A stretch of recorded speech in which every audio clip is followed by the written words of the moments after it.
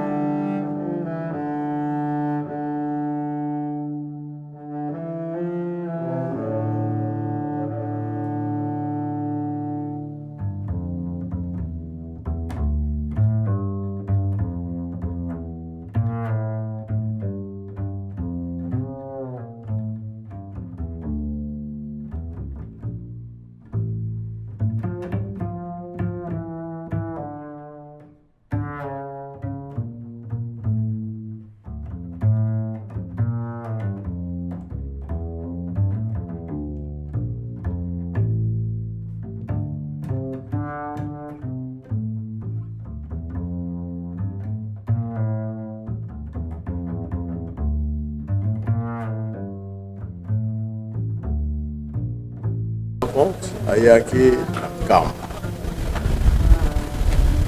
tomoni makambo nyonso eleki bien nzambe mpe asalisi aleki yango toye kotala ye tokoremercie toyaka na Kinshasa makambo ebele toza mpe na bandimi mingi awa toyaka kotala bango tolobaka tosambela makasi makambo ezokoleka na mokili na biso tozosepana nango te surtout na est bitumba oyo eza kuna toza na esengo likambo wana te po tobondela makasi nzambe ayokela biso makambo wana esila makasi ezali me oyo bazali awa bato nyonso oyo bakoya kuna bakoya koyoka biso oyo bazali awa bayeba ke likambo oyo président asali na Lingomba le 6 avril chômé payé likambo wana epesi lokumu mingi nzambe soki asepeli biso tozuma pambo.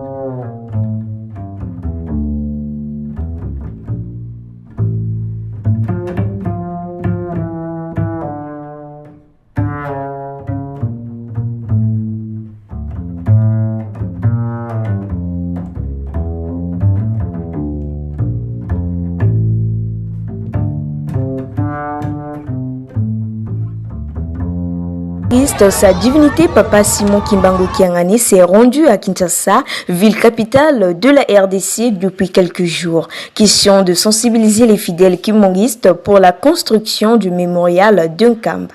Pendant son séjour de voyage à Kinshasa, il a eu un tête-à-tête avec le président de la RDC, son Excellence Félix-Antoine Tshisekedi Tshilombo, dans le début de la soirée du mercredi 13 mars 2024 dans la cité de l'Union africaine. La situation sécuritaire dans l'est de la RDC, une situation qui préoccupe le chef spirituel, était parmi les sujets abordés pendant cette audience officielle. Ils ont mis un terme avec cette audience sur le sujet de la célébration de la journée du 6 avril 2024 prochain, une journée marquant la reconnaissance du combat de Papa Simon Kimbangu et de la conscience africaine, déclaré chômé et payé en RDC depuis un an par le président de la République démocratique du Congo, son Excellence Félix-Antoine Tshisekedi Tshilombo.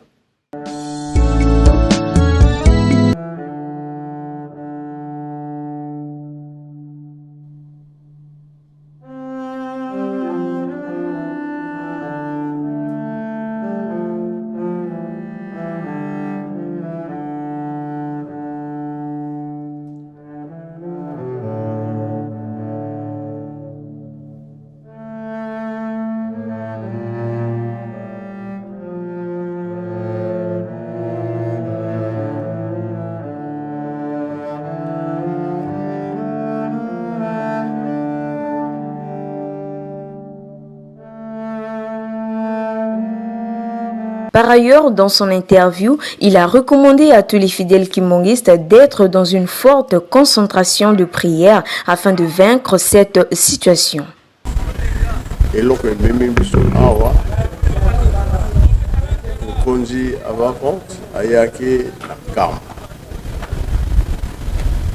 Tomoni makambo nyonso eleki bien.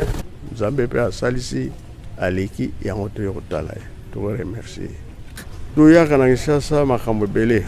Toza mpe na bandimi mingi awa toyaka kotala bango. Tolobaka tosambela makasi. Makambo ezokoleka na mokili na biso tozosepa na bango te. Surtout na est bitumba oyo eza kuna toza na esengo likambo wana te po tobondela makasi Nzambe ayokela biso makambo wana esila makasi ezali me oyo bazali awa bato nyonso oyo bakoya kuna bakoya koyoka biso oyo bazali awa bayeba ke likambo oyo président asali na Lingomba le 6 avril chômé payé kambo wana epesi lokumu mingi Nzambe soki asepeli biso tozwi mapambo.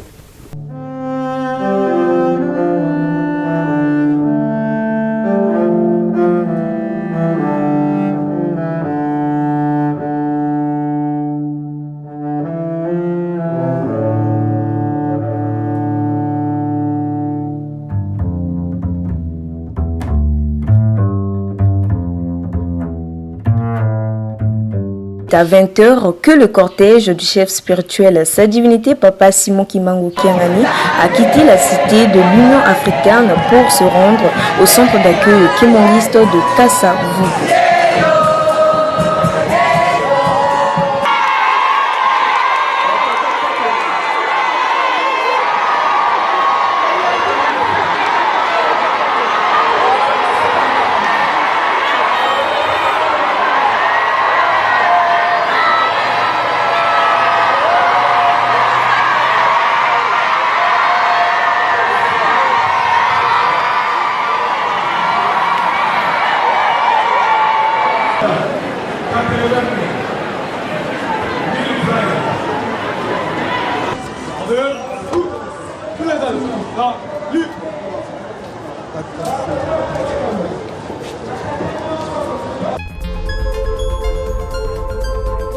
Ophelina, Jésus est mon papa.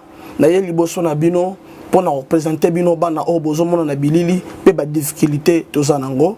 Na bandaki musala o ça fait longtemps ya koboko la bana selon ainsi dit l'Éternel. Mais ba difficulté eza mingi, difficulté ya loyer parce que tozo futela et puis difficulté au foot là-bas na Minerval pour to chute au bandaki to pesa qui avance mais tikali ndambo nazo banga ke bana oyo bakata classe bakoma nango na sukate. C'est pour cela Dieu m'a mis au cœur na lancé message oyo na batu nyonso ya motema malamu basunga bana oyo bozomona na bilili, bana oyo bozomona na bilili ndambo na juna rond-point Ngaba, ndambo Victoire, ndambo Limité et puis ndambo l'état pesingai pona bande ko langa nyonso ba congolais bobi ba réalité nini to passer nango na mboka soki nga simple individu na ndimi ko zwa bana o na bokola na ainsi dit l'Éternel. Soki l'état s'est décidé to mona suba fazer na nzelati c'est difficile ya osala ngonga moko. C'est pour ça na zo lancer appel na bana nyonso nzambe pona classe ya bana oyo pona loyer na bango kolata pe kolia na bango na osenga na batu nyonso baza cœur sensible